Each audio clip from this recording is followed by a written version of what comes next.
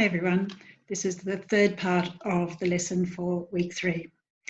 In the video you've just watched, we heard about the creation stories of the Aboriginal people. There are many of these that explain how the spirit ancestors came to Earth and then created mountains, rivers, and many of the landforms in Australia. Every culture has creation stories. They are used to explain how the world was created. Even though the Aboriginal people lived in tribes, many of their creation stories are common or very similar. The next video that I'm going to show you recreates one of the creation stories. The narrator is a woman called Rachel Perkins.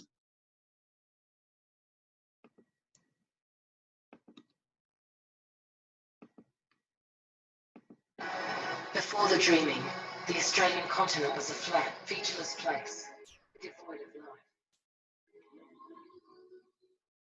Then giant beings came down from the sky.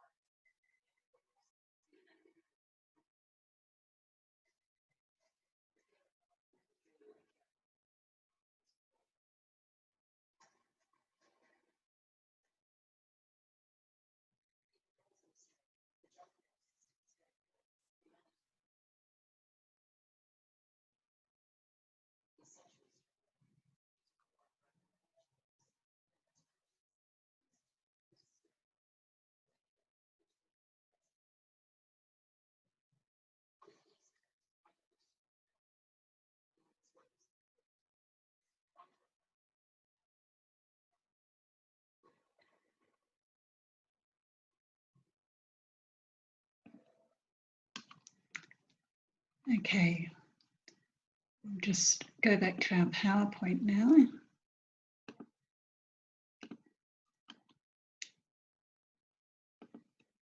All right. So we've looked a little bit now at the dreaming. Let's now look at the last part of our work today, which is the Aboriginal rites and ceremonies.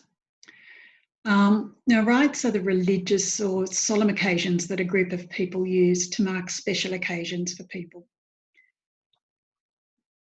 And ceremonies are mostly associated with celebrations.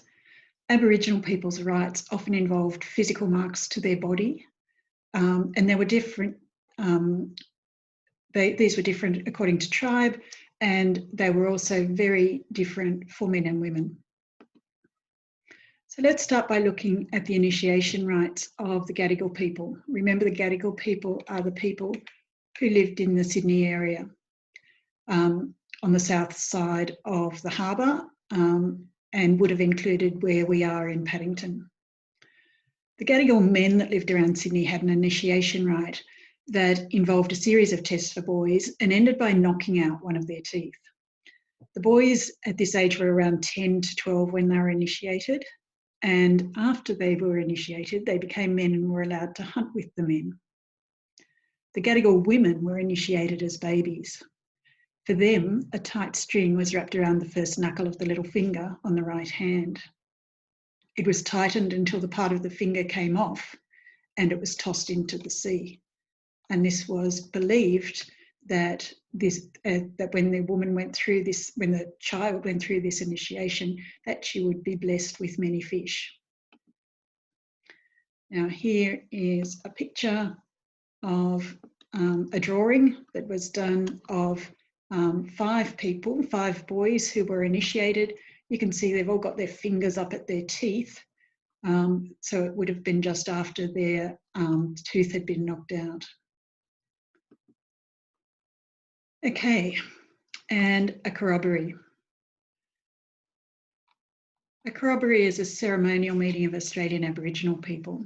They come together to celebrate the spiritual ancestors, and they believe that they're interacting with the dreaming through music, costume and dance. It's a way of keeping in touch with their spirit ancestors, and you would have seen pictures of these corroborees where the men and women paint their bodies and wear ornaments. The next slide is a sketch of a corroboree that was watched in Newcastle in 1818. And you can see here that the fire is the central part of the corroboree, that there are many participants, so it was often more than one tribe that was celebrating together. There are people at the back here who are dancing, and you can see the people have got paint on their bodies. Others are just sitting around. They would have been helping make the music. And this was their way of interacting with their spirit ancestors and coming together to celebrate. Okay, so just to check in at the end of our lesson, let's make sure we've been successful learners. I can describe how the Aboriginal people pass on traditional knowledge through music, art and dance, tell Dreamtime stories such as the creation stories, and conduct rites and ceremonies such as initiation and corroborees. Okay, now, as a consolidation activity, I have put into your weekly packs a comprehension activity. It's called Aboriginal Dreaming. You need to read that and answer the questions at the end. Thank you, everyone.